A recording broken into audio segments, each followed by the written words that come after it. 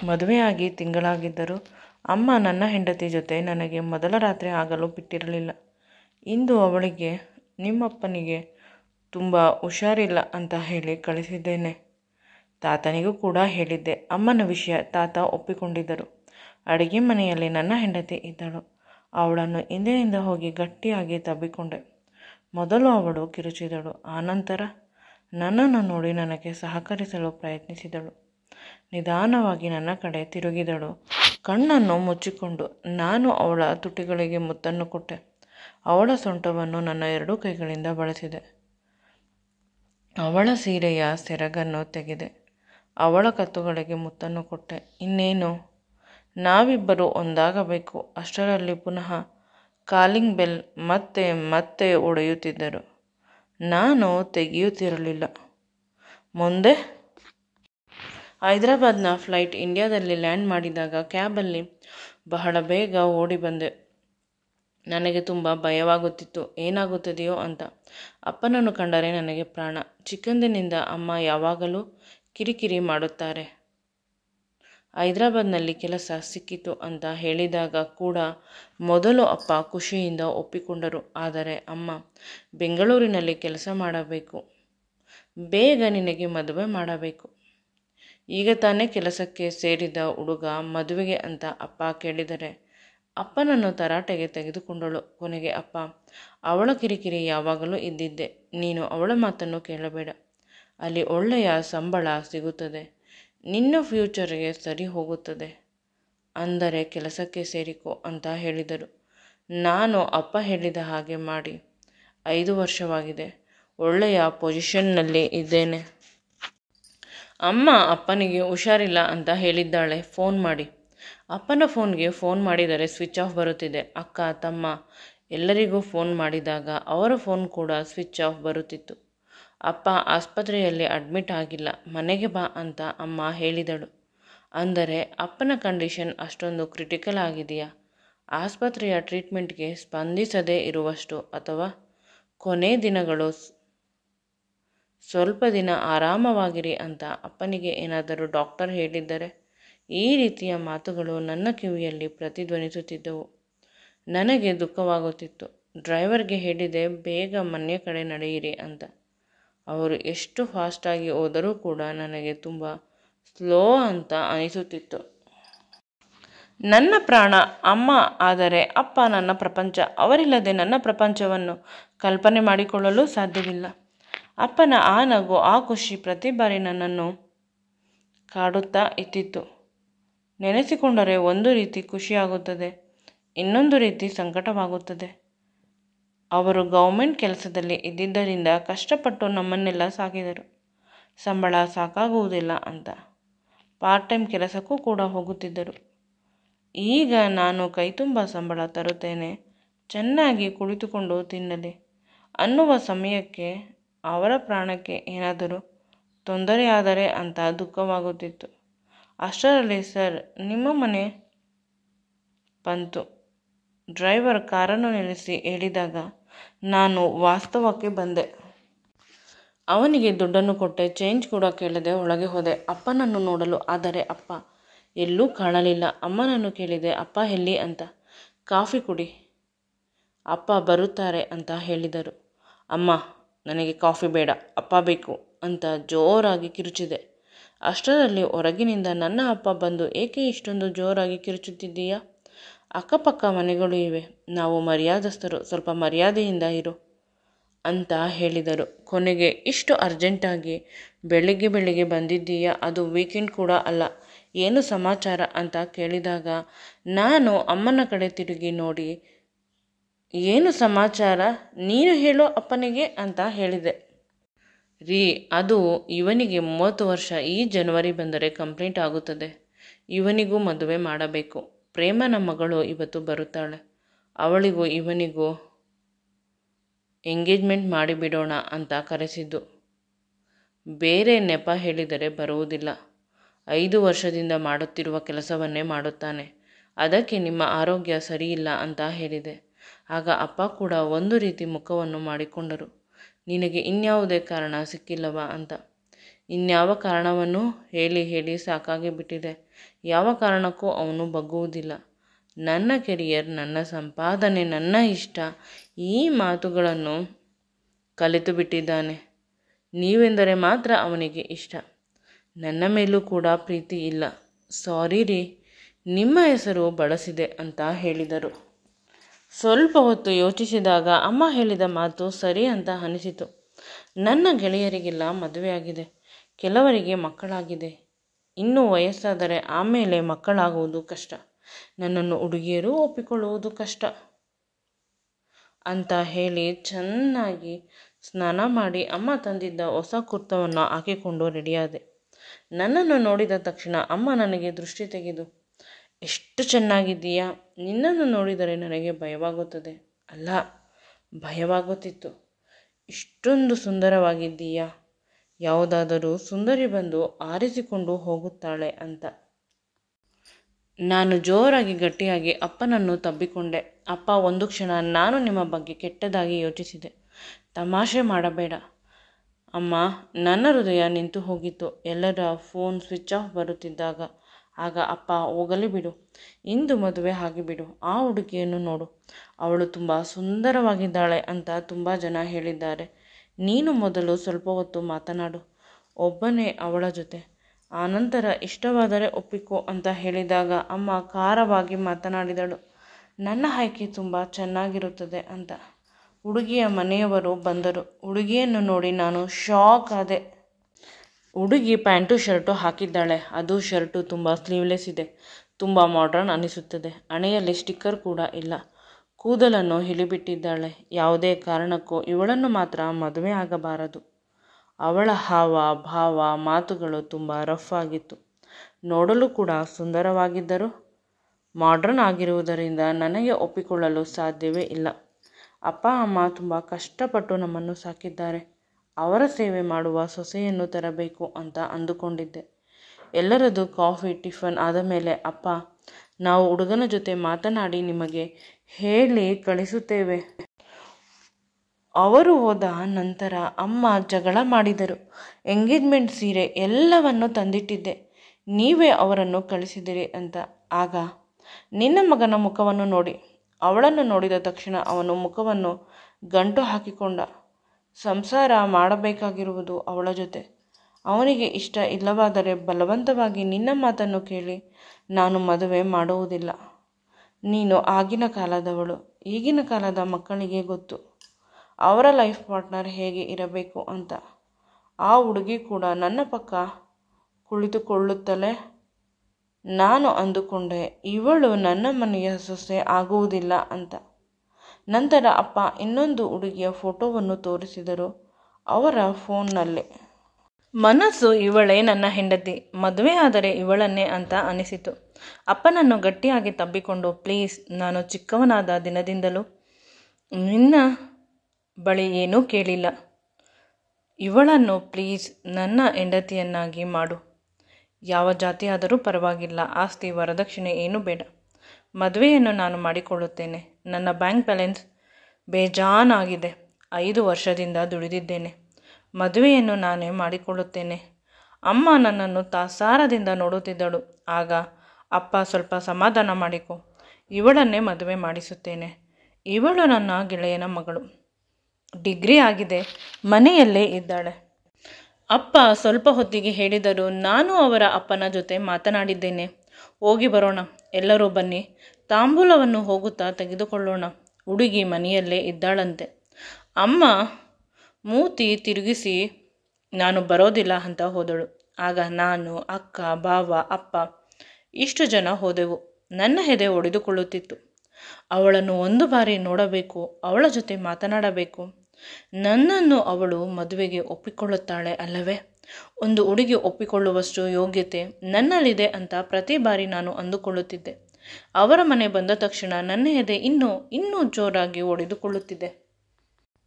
ಮನೆ ಒಳಗೆ ಹೋದ ನಂತರ ನನ್ನ ಕಣ್ಣುಗಳು ಅವಳನ್ನೇ ಹುಡುಕುತ್ತಿವೆ.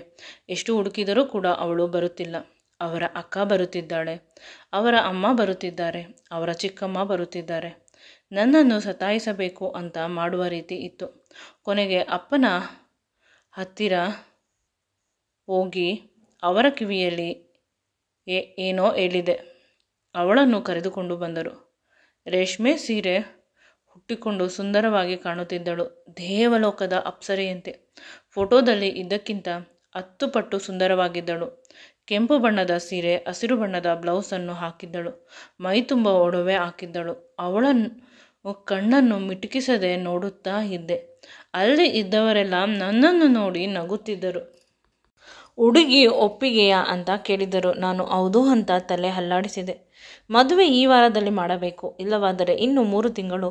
ಒಳ್ಳೆಯ ಸಮಯ ಇಲ್ಲ ಇವರಿಬ್ಬರ ಹೆಸರಿನಲ್ಲಿ ಮತ್ತು ಜಾತಕದ ಪ್ರಕಾರ ಅಂತ ಅರ್ಚಕರು ಹೇಳಿದಾಗ ನಾನು ಈ ವಾರವೇ ಮದುವೆ ಆಗುತ್ತೇವೆ, 3 ತಿಂಗಳು ಕಾಯಲು ಸಾಧ್ಯವೇ ಇಲ್ಲ ಅಂದೆ. ಆಗ ಎಲ್ಲರೂ ಗೊಳ್ಳನೆ ಜೋರಾಗಿ ನಕ್ಕರು. ಹುಡುಗಿಗೆ ನಾಚಿಕೆ ಆಯಿತು. ಅವಳು ಒಳಗಡೆ ಹೊರಟು ಹೋದಳು. ನಾನು ನನ್ನ ಮಾತಿನ ಅರ್ಥ, ನನಗೆ ಕೆಲಸವಿದೆ, ಅವಳನ್ನು ಕರೆದುಕೊಂಡು ಹೋಗಬೇಕು. ಪುನಃ ದೇವಸ್ಥಾನದಲ್ಲಿ ಇಬ್ಬರು ಮದುವೆ ಆಗುತ್ತೇವೆ. ನಮ್ಮ ಕುಲದೇವರು ಲಕ್ಷ್ಮೀನಾರಾಯಣ ಅವರ ಸನ್ನಿಧಿಯಲ್ಲಿ ಮದುವೆ ಆಗುತ್ತೇವೆ. ಎಲ್ಲರೂ ನನ್ನ ಮಾತಿಗೆ ಒಪ್ಪಿಕೊಂಡರು. ನಂತರ ಮನೆಗೆ ಬಂದೆವು.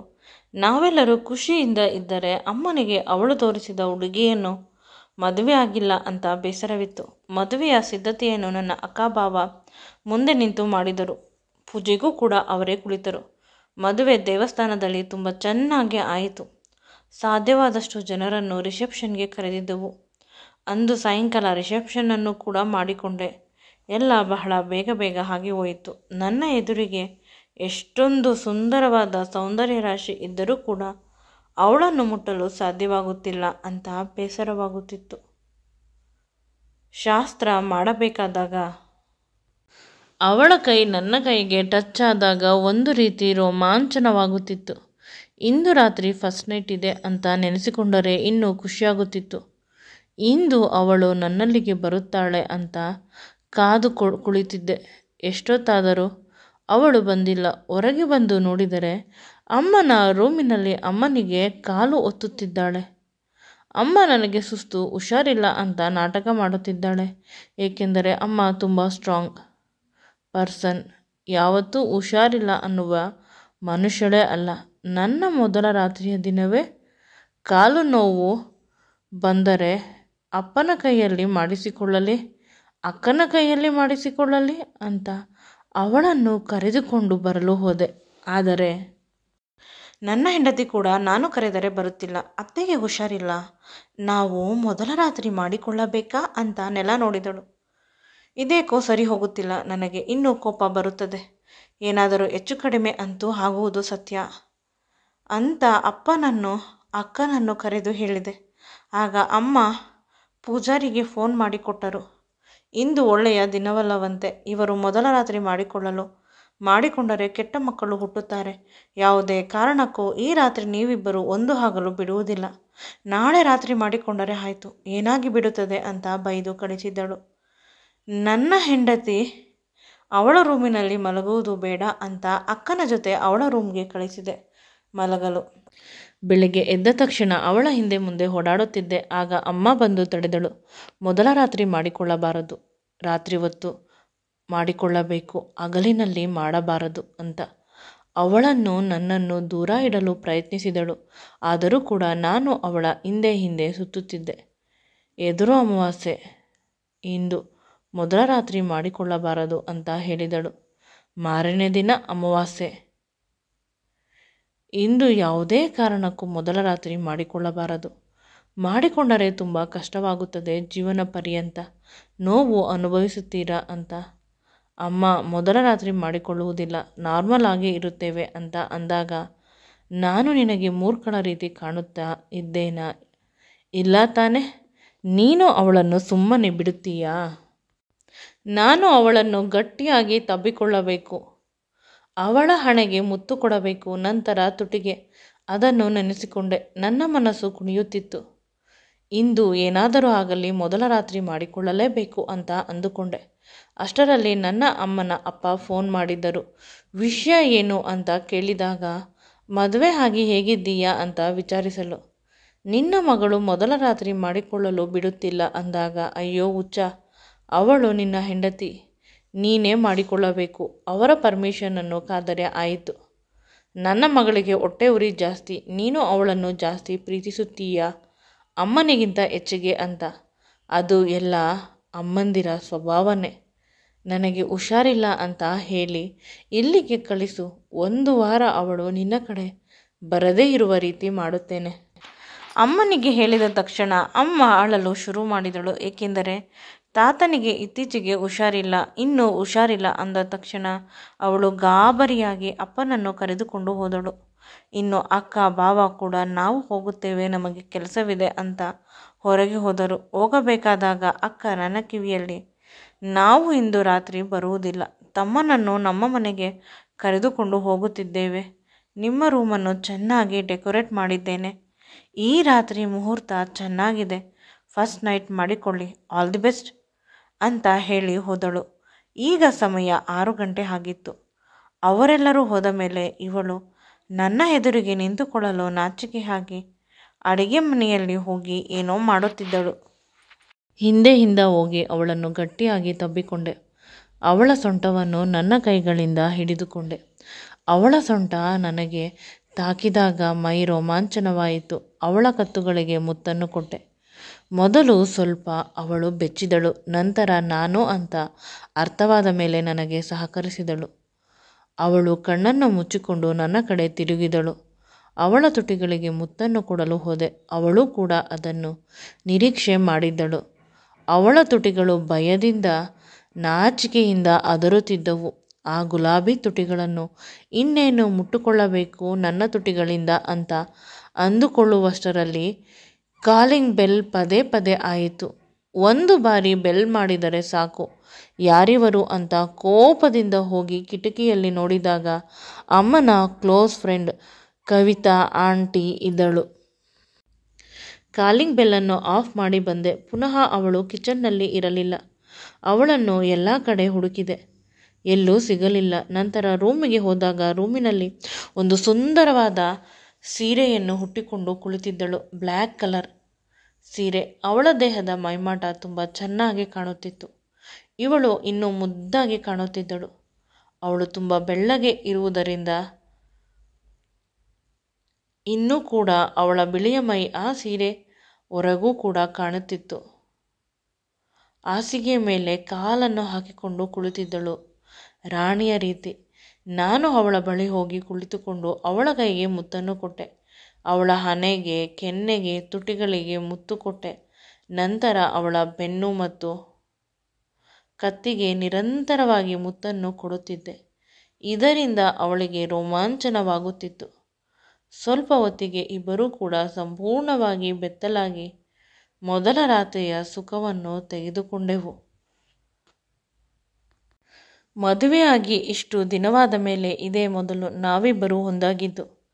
ಅಮ್ಮ ಅದನ್ನು ತಪ್ಪಿಸಲು ಅವಳ ಗೆಳತಿಯನ್ನು ಕಳಿಸಿದ್ದಳು. ಅದನ್ನು ನೆನೆದು ಈಗ ನಗು ಬರುತ್ತಿದೆ.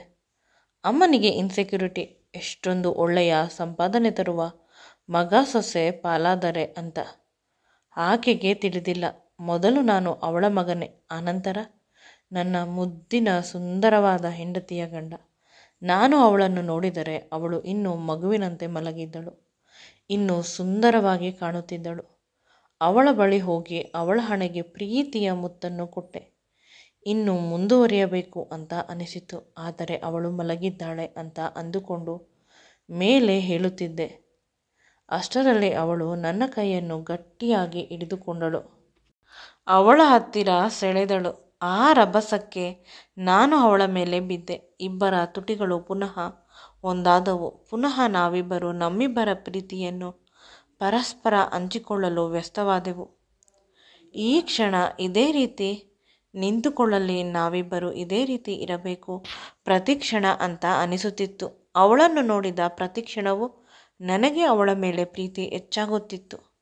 ಎಷ್ಟೊಂದು ಸುಂದರವಾಗಿದ್ದಾಳೆ, ಎಷ್ಟು ಒಳ್ಳೆಯವಳು, ನಾನು ತುಂಬ ಅದೃಷ್ಟ ಮಾಡಿದ್ದೆ ಅಂತ ಪುನಃ ಅವಳ ಹಣೆಯ ಮೇಲೆ ಮುತ್ತನ್ನು ಕೊಟ್ಟೆ. ನಮ್ಮಿಬ್ಬರ ಸುಂದರವಾದ ಬದುಕಿನ ಮಧುರವಾದ ಮುನ್ನುಡಿ ಈ ಕ್ಷಣ ಅಂತ ಅನಿಸಿತು. ಈ ವಿಡಿಯೋ ನಿಮಗೆ ಇಷ್ಟವಾಗಿದ್ದಲ್ಲಿ ನನ್ನ ಚಾನಲನ್ನು ಲೈಕ್ ಮಾಡಿ, ಶೇರ್ ಮಾಡಿ ಮತ್ತು ಸಬ್ಸ್ಕ್ರೈಬ್ ಮಾಡಿ. Thank you.